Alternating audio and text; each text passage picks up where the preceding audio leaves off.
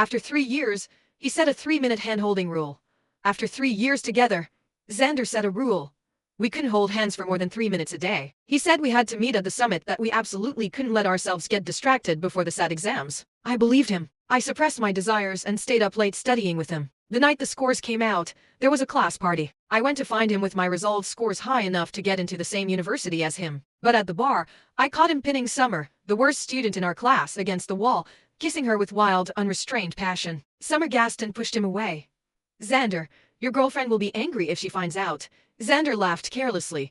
She's obedient as a dog. I just need to buy her a gift and say a few sweet words, and she'll be fine. She can't leave me. Outside the door, my hands and feet went ice cold. My heart hurt so much I couldn't breathe. I thought he had a low drive. Turns out he just wasn't interested in me. I forced back the tears threatening to spill from my eyes and tore up that application form where I'd filled in the same choices as him, piece by piece. I wiped away my tears, tossed the scraps into the trash, and walked back to our private room without looking back. 5 minutes later, Xander and Summer pushed through the door one after the other. Xander's expression was normal as he walked straight over to sit beside me, handing me a glass of water. Have some water. Your voice sounded a bit hoarse from singing earlier.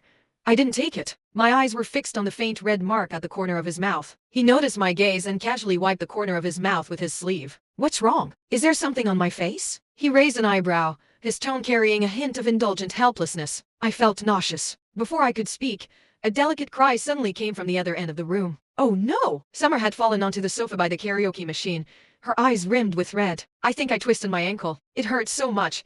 She clutched her ankle, but her gaze traveled over the crowd to land on Xander. Several guys immediately rushed over with concern. But Summer bit her lower lip and shook her head pitifully. You don't need to trouble yourselves. I'll just take a cab home. Xander set down the water glass, his brow furrowing slightly. He stood up and turned to look at me. Mia, it's not safe for Summer to take a cab alone. Let me take her home. I looked up at this face I'd loved for 3 years. She just twisted her ankle, not broken her leg. Can't the classmate take her? A flash of impatience crossed his eyes, quickly suppressed. He reached out to ruffle my hair. Come on.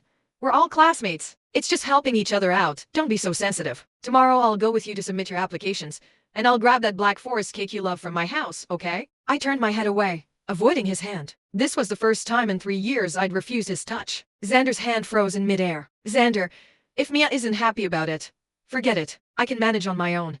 Summer grabbed the hem of his shirt, her voice choked with tears. Xander's expression darkened. Without looking at me again, he gripped Summer's arm and helped her up.